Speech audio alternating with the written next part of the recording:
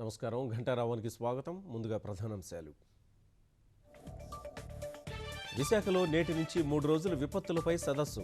సత్వరం ఎదుర్కొనే చర్యలపై జాతీయ స్థాయిలో చర్చ.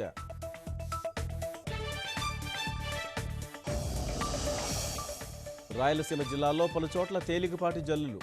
ఒంగోలులో భారీ వర్షం, రహదారులు జలమయం.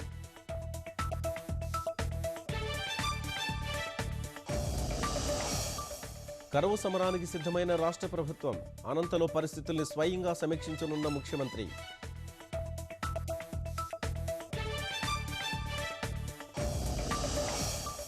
సార్వత్రిక సమ్మెను విరమింపజేసేందుకు కేంద్రం ప్రయత్నాలు. ప్రభుత్వం ఆలస్యం చేసిందని కార్మిక సంఘాల విమర్శలు.